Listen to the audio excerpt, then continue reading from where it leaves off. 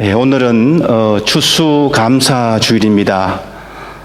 한국 교회에서는 주로 이제 11월 셋째 주일을 이제 추수감사주일로 지키고 있는데요.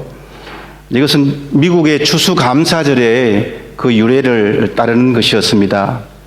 그런데 이제 이 미국의 추수감사절이 한국 상황과는 조금 맞지 않다라는 이런 생각을 해서 11월 셋째 주에 예배를 드리는 교회도 많고, 또 어떤 교회는 추석 때부터 시작을 해서 11월 중순까지 자유롭게 이렇게 추수감사주일을 지키고 있습니다. 저희 교회는 주로 10월 말이나 11월 초에 이렇게 추수감사절을 지키고 있고요. 매년 저희들이 신학생들과 함께 추수감사절을 지켰습니다. 그래서 이 타이틀이 추수감사주일이 아니고, 저희들 교회 역사를 보면은 늘 앞에다가 붙는 타이틀이 신학생과 함께하는 추수감사주일인데, 올해는 이렇게 상황이 맞지 않아서 사정상 같이 못 드리게 되었습니다. 우리 기독교인들의 신앙생활의 필수품 중에서도 가장 필수품이 바로 감사하는 삶입니다. 이것이 하나님께서 우리에게 원하시는 것이고, 성경 곳곳에는 감사하라고 가르치고 있습니다. 오늘 본문에서도 이 사실에 대해서 너무나도 분명하게 말씀하십니다. 오늘 본문은 저들이 너무나 잘 아는 말씀이지 않습니까? 또 짧은 본문이라서 이렇게 쉽게 암기도 우리가 할 수 있는 본문입니다. 어떻게 됩니까? 항상 기뻐하라. 쉬지 말고 기도하라. 범사에 감사하라. 이것이 그리스도 예수 안에서 너희를 향한 하나님의 뜻이니라. 아멘. 본문 말씀에서 하나님의 뜻을 아주 분명하게 말씀해 줍니다. 저희들은 하나님의 뜻이 무엇일까? 하나님의 뜻만 안다면 내가 무엇이든 할 것 같은데, 하나님의 뜻을 이루어 드리면 어떻게 해야 되나, 이렇게 고민을 많이 하는데 고민할 필요가 없다는 거예요. 오늘 말씀에서 아주 분명하게 가르쳐 주고 있습니다. 어떻게 하라고요? 항상 기뻐하라. 쉬지 말고 기도하라. 범사에 감사하라. 즉 기쁨, 기도, 감사입니다. 첫 번째로 저희들은 기쁨의 삶을 살아야 합니다. 기뻐하라고 하는 것은 성경에서도 여러 번 사용되고 강조되는 말입니다. 이 기쁨은 단순히 행복해라, 즐거워해라, 이런 의미가 아니에요. 행복이라고 하는 것은 우리가 항상 결과에 만족하는 우리의 태도예요. 좋은 일에만 느끼는 감정입니다. 하지만 오늘 본문에서 말하는 기쁨은 이런 세상이 주는 기쁨이 아니라 영적인 기쁨이에요. 기쁨의 근원이 다릅니다. 하나님으로부터 오는 기쁨입니다. 그래서 우리의 삶과 형편과는 관계없이 기뻐하는 거예요. 물론 풍족할 때도 기뻐하고 또 부족할 때도 기뻐해야 합니다. 저들이 잘 아는 말씀, 하박국 3장 17절 18절 말씀 잘 알지 않습니까? 비록 무화과 나무가 무성치 못하며 포도나무에 열매가 없으며 감람나무에 소출이 없으며 밭에 식물이 없으며 우리의 양이 없으며 외양간에 소가 없을지라도 나는 여호와를 인하여 즐거워하며 나의 구원의 하나님을 인하여 기뻐하리라. 아멘. 이것도 없고 저것도 없고 앞뒤 좌우를 돌아보아도 나의 상황은 부족과 결핍의 상태라도 믿음의 성도는 오직 하나님으로 인해서 기뻐할 수 있어야 합니다. 우리의 기쁨은 궁극적인 기쁨이고, 그리고 영원하신 하나님께 기반을 둔 구원의 기쁨입니다.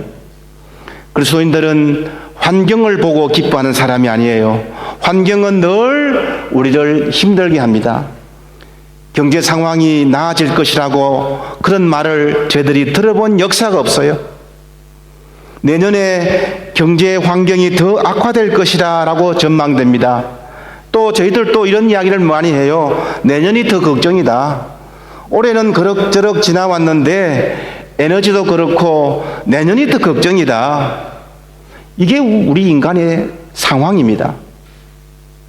그러면 늘 그 환경에 따라가면서 기뻐하지도 감사하지도 말아야 합니까? 아니지요. 우리 그리스도인들은 환경 보고 살아가는 사람이 아닙니다. 그 환경에 대해서 어떻게 대응하느냐, 어떻게 믿음 안에서 그 상황을 해석할 수 있느냐의 능력입니다. 이 능력이 우리를 기쁘게 합니다. 어려운 환경 속에서도 주님을 온전히 바라봐야 합니다. 주님을 바라볼 때에 문제가 바로 해결되는 것이 아니라 주님을 바라보면은 기쁨이 우리에게 오고 그 이후의 문제도 함께 해결되어 나간다는 것입니다. 하나님께서 우리에게 구원의 은혜를 베풀어 주셨습니다. 죄로 죽을 수밖에 없는 저와 여러분들을 살려주셨습니다. 이것보다 더 큰 기쁨이 이 세상에 어디 있겠습니까? 인간의 영원한 숙제가 해결됐는데 어떻게 우리가 기뻐하지 않을 수 있겠습니까? 무엇과도 비교할 수 없는 하나님의 사랑에 의한 구원의 은혜입니다. 나를 통째로 바꾸어 주신 그 은혜는 정말 언제나 차고 넘칩니다. 이것에 기뻐해야 되고 이것에 감사해야 됩니다. 왜 그럴까요? 이것이 저희들을 향한 하나님의 뜻이기 때문입니다. 두 번째로 저희들은 기도의 삶을 살아야 합니다. 종교개혁자 루터는 이런 말을 했어요. 재봉사가 옷을 깁는 것이 그의 일이고 구두수선공이 구두를 수선하는 것이 그의 일이듯이 그리스도인들은 기도하는 것이 그의 일이다. 기도는 우리 그리스도인이 마땅히 감당해야 할 일입니다. 우리 성도들의 삶에서 기도는 아무리 강조해도 지나치지 않아요. 오늘 말씀에서도 쉬지 말고 기도하라. 쉬지 말고 기도하라는 것이 밥도 먹지 않고 24시간 풀 가동으로 기도하라는 것이 아님을 우리는 잘 알아요. 규칙적으로 습관화된 생활화된 기도를 말합니다. 일정한 시간에 기도하는 삶이에요. 즉 순간순간을 기도하는 마음으로 삶을 살아가는 것입니다. 왜 그러냐 하면은 기도는 하나님과의 연결해주는 통로이기 때문입니다. 하나님과의 호흡 통로입니다. 그 통로를 통해서 하나님의 능력이 내게 임하고 그 통로를 통해서 하나님의 생명이 전파되는 하나님과의 연결고리이기 때문입니다. 사람은 연약해요. 저도 그렇고 여러분도 그렇습니다. 쉽게 슬픔에 빠지고 초조해지기 마련입니다. 저들이 어떻게 할 수 없는 일들이 세상에 한두 가지입니까? 그냥 기다릴 수밖에 없는 일이 우리 삶에서 얼마나 많습니까? 세상에는 우리의 평안을 깨는 일들이 많이 있습니다. 우리의 구원의 기쁨을 침범해 오는 일들이 너무 많아요. 한순간도 우리를 가만히 두지 않습니다. 이럴 때에 우리가 어떻게 해야 됩니까? 기도해야 됩니다. 낙심하고 마음이 흐트러졌을 때에 어떻게 해야 됩니까? 기도해야죠. 이것이 여러분과 저를 향한 하나님의 뜻이기 때문입니다. 세 번째로 저희들은 감사의 삶을 살아야 합니다. 오늘 본문에서 학자들끼리 조금 약간의 견해 차이가 있어요. 하나님의 뜻이 범사에 감사하라 요거만 해당하는 문구냐 아니면은 앞에 있는 것 모든 것 항상 기뻐하라 쉬지 말고 기도하라 이까지 다 포함해서 하느냐 하는 것에 대해서 좀 의견이 분분합니다. 대부분의 학자들은 16절에서 18절까지를 한 단위로 이렇게 보고 있어요. 결국 하나님의 뜻이라고 하는 것은 저희들이 항상 기뻐하는 삶이요 쉬지 말고 기도하는 삶이요 또 범사에 감사하는 삶이라고 말합니다. 그래서 하나님의 뜻은 기쁨과 기도를 포함해서 감사의 영역까지 다 포함되어야 한다는 것입니다. 그것도 언제에 우리가 감사합니까? 범사에 감사해야 됩니다. 범사라고 하는 것은 여러분 잘 아시는 대로 모든 일이 아닙니까? 오늘 본문을 잘 보세요. 세 가지 하나님의 뜻에는 모두가 다 부사가 포함되어 있습니다. 기뻐하라고 하는 데는 항상이라는 부사가, 또 기도하라고 하는 명령에는 쉬지 말고라고 하는 부사가, 그리고 감사라고 하는 범사라고 하는 부사가 같이 따라옵니다. 그리고 이 모든 부사에는 항상, 언제나라고 하는 의미가 포함이 되어 있어요. 그렇다면 우리의 모든 시간, 우리의 모든 환경, 우리의 모든 여건, 우리의 모든 조건에도 감사하라는 그런 말씀입니다.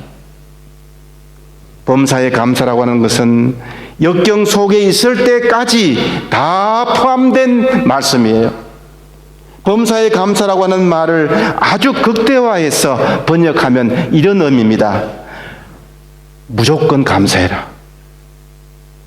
무조건 항상 감사해라. 무조건 내 삶에서 감사의 조건을 찾아라. 이것은 우리의 섣부른 스스로의 판단이나 경험을 지나치게 의존하지 말아라고 하는 것이고, 결국은 모든 것이 우리 하나님의 속해 있음을, 하나님께 있음을 고백하는 내용입니다. 현재 불행한 사건에서 눈을 들어서 하나님께서 베풀어 주신 그 은혜를 곰곰이 생각해 보면 감사할 일을 발견할 것이라고 하는 것이죠. 여러분이 아시다시피 감사합니다라고 하는 이 말, 슬로바키아 말로는 야쿠엠 그러지 않습니까? 헝가리 말로는 꺼서넘이라고 합니다. 영어로는 잘 아시는 대로 thank, 그죠? 그런데 think, 생각하다와 thank는 모음 하나예요. 독일도 danken 해서 모음 하나예요. 그러니까 곰곰이 생각해 보면 모든 일이 감사할 내용이라는 거죠. think 하면은 thank 하다는 것입니다. 기도하다가 자신의 소원이 금방 이루어지지 않는다고 불평하면서 마음을 열지 않는 사람도 들어 있습니다. 이것은 잘못되었습니다. 내 유익만을 바라고 기도하는 너무 타산적인 것입니다. 그것이 이루어지지 않는다고 하나님을 원망한다면 하나님의 뜻을 이루는 믿음이 아니라는 것입니다. 기도의 바탕은 우선은 감사예요. 감사. 기도의 시작은 우리가 소유하거나 누리고 있는 것에 대해서 감사하는 마음이 바탕으로 드러나야 됩니다. 기도 순서에서 가장 먼저 나오는 것이, 하나님을 먼저 부른 다음에 나오는 첫 번째가 무엇입니까? 감사의 내용이에요. 오늘 이렇게 예배에 나올 수 있어서 감사합니다. 예배 드릴 수 있는 건강과 믿음 주셔서 감사합니다. 바이올린 연주로, 드럼 연주로, 오늘 기타 연주로, 오늘 이렇게 아름다운 목소리로 특별 찬양으로 올릴 수 있어서 감사합니다. 한 해 동안 지켜주신 은혜 감사합니다. 기도는 감사합니다. 빌립보에서 무엇이라고 말씀하지요? 아무것도 염려하지 말고 다만 모든 일에 기도와 간구로 너희 구할 것을 무엇으로 기도하라? 감사함으로 아뢰라. 감사함으로 아뢰라. 너희 구할 것을 감사함으로 하나님께 아뢰라라고 말씀합니다. 기도하기 전에 먼저 감사해야 됩니다. 우리 그리스도인들에게 시작은 감사예요. 감사는 미리 하는 것이지 나중에 하는 것이 아닙니다. 세상 사람들은 결과를 보고 그 성과에 따라서 감사를 결정해요. 그 결과가 나에게 안겨다 줄 유익의 범위, 경제적, 물리적, 심리적 이익에 따라서 감사의 내용과 감사의 질과 감사의 방법을 결정합니다. 그런데 저희들은 다릅니다. 그리스도인들에게 감사는 선불제예요. 후불제가 아닙니다. 감사함으로 기도하라고 말씀하지 않습니까? 어려울 때 기도해야지요. 하나님께 기도와 간구를 드려야 합니다. 그런데 중요한 것은 무엇입니까? 감사함으로 기도해야 됩니다. 감사함으로 기도하지 않으면은 내 요구만 쏟아내는 기도밖에 안 됩니다. 이것은 모든 것이 하나님의 주권에 있음을 철저히 고백하고 하나님께 아뢰는 것입니다. 하나님이 우리의 모든 일의 주관자라고 하는 이 변할 수 없는 원칙에 대한 분명한 확신을 가지고 지금 나를 괴롭히는 구체적인 문제를 생각하면서 그건 역시도 하나님의 손에 있다고 고백하는 것입니다. 내 생활이 이런데 감사가 나옵니까? 이렇게 불평하기도 합니다. 인간적으로 이해되지만은 신앙적으로는 바라지 않습니다. 오늘 말씀을 잘 보세요. 기뻐하는 삶, 기도하는 삶, 감사하는 삶, 이것이 하나님의 뜻입니다. 저희들이 하나님의 뜻을 따라야 하지 않겠습니까? 그런데 우리의 삶은 그렇지가 못합니다. 그것은 무언가 막혀 있어서 그래요. 지금 기쁨, 감사, 기도가 막혀 있습니다. 그러니 하나님의 뜻을 이룰 수가 없습니다. 이 답답하고 막힌 부분을 뚫을 수 있는 방법이 무엇입니까? 어디서부터 뚫어야 합니까? 그 시작이 바로 감사입니다. 감사가 쉬우면서도 가장 실제적으로 실천할 수 있는 것이기 때문입니다. 상황 때문에 기도가 안 나올 수 있습니다. 상황 때문에 기쁨이 사라질 수가 있어요. 그럼에도 우리가 할 수 있는 것은 감사의 제목들을 한번 기록해 보세요. 감사의 조건을 한번 찾아보시기 바랍니다. 그러다 보면은 기도가 나와요. 기도가 나오기 시작하면은 기쁨이 넘쳐납니다. 기쁨, 기도, 감사는 이렇게 한 덩어리로 드러납니다. 한 덩어리로 존재합니다. 세 가지는 하나의 덩어리입니다. 마치 성부, 성자, 성령 삼위일체 되신 하나님이 존재하는 방식과 똑같습니다. 우리 성도들의 존재 방식은 기쁨, 기도, 감사입니다. 이 세 가지는 각자 떨어져 있는 것이 아니고 서로 연결되어 있어요. 서로가 하나로 묶어져서 저희들이 이것을 통해서 하나님의 뜻을 드러내야 한다는 것입니다. 오늘 말씀은 명령어기도 하지만은 또한 저희들을 격려하는 말씀이기도 합니다. 너 감사해도 돼. 혹시 어려움이 있니? 지금 힘드니? 그래도 무조건 감사해. 감사할 수 있어. 감사할 수 있어. 이것입니다. 믿음의 이니셔티브를 요구합니다. 신앙생활은 하나님부터 오는 보상만 바라는 것이 아니고 내가 하나님께 감사함으로 앞으로 나아가는 것이에요. 내가 먼저 감사의 시작을 만들어야 합니다. 하나님이 이끌어 주실 것이라고 하는 믿음에서 말입니다. 감사할 때 믿음이 성장하고요. 감사는 행동을 하게 되고 앞으로 나가게 하고 믿음을 성장시킵니다. 결국은 기적을 낳게 합니다. 지난 한 주 동안 우리 조국 대한민국에서 들려오는 소식은 참으로 낙심되는 일이었습니다. 가슴 아프고 슬픈 일이었습니다. 그런데 그저께 작지만은 기쁜 소식이 하나 있었습니다. 경북 봉화에 있는 그 아연 광산의 갱도에서 9일이나 정확히 말하면 221시간이나 갇혀 있던 광원 두 사람이 기적적으로 살아서 돌아왔습니다.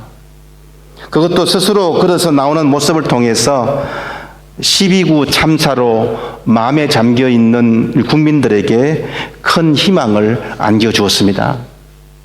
그런데 그분들이 9일 동안이나 어두운 갱도에서 갇혀 있으면서도 그래도 그렇게 건강하게 나올 수 있었고 그렇게 생존할 수 있었던 그 방법이 뭐냐, 그 비결에 관심이 집중되었어요.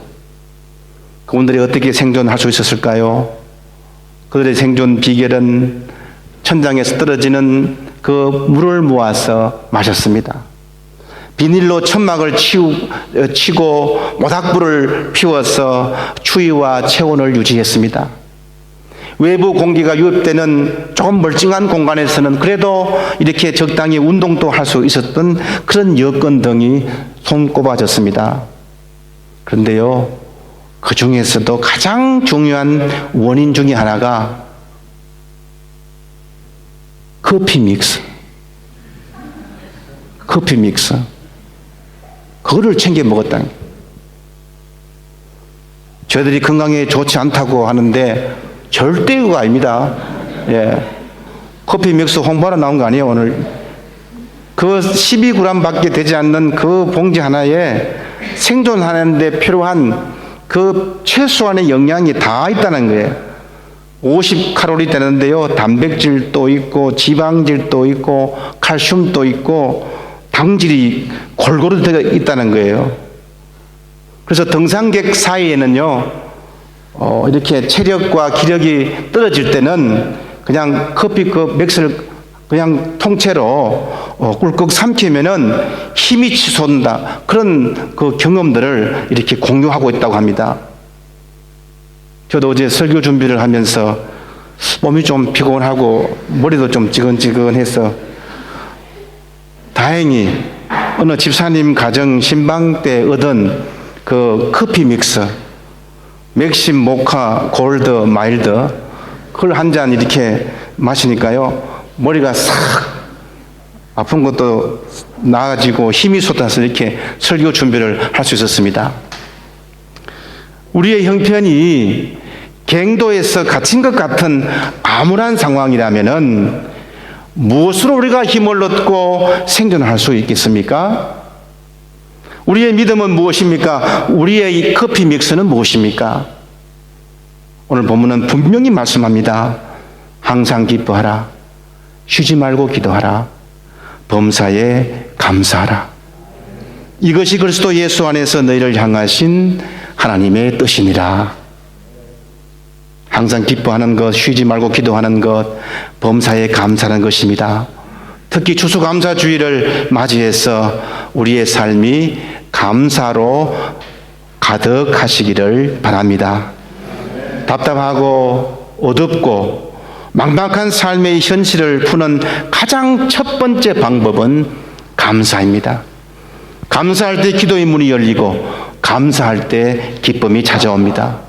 기쁨, 기도, 감사의 삶의 모습으로 하나님의 뜻을 이루어 갈 때에 사랑이 많으신 하나님의 풍성하신 은혜가 우리 삶에, 우리 가정의, 직장에, 자녀의 삶에 가득하시기를 주님의 이름으로 축원합니다. 아멘. 기도하겠습니다. 사랑이 많으신 하나님 아버지, 은혜를 감사를 드립니다. 모든 것이 주님의 은혜요 주님의 돌보심이었다는 것을 다시 한번 깨닫게 하시고, 오늘 말씀을 통해서 우리가 하나님의 뜻을 이루어내는 방법은 항상 기뻐하며 쉬지 말고 기도하며 범사에 감사하는 것임을 깨닫게 되었사오매, 저들의 삶이 어렵고 힘들더라도 감사로 뚫을 수 있도록 도와주시고, 감사할 때 기도가 나오며 감사할 때 기뻐하는 삶이 우리 삶에 가득 찰 수 있도록 인도해 주시옵소서. 모든 것 감사드리며 예수님의 이름으로 기도드리옵나이다. 아멘.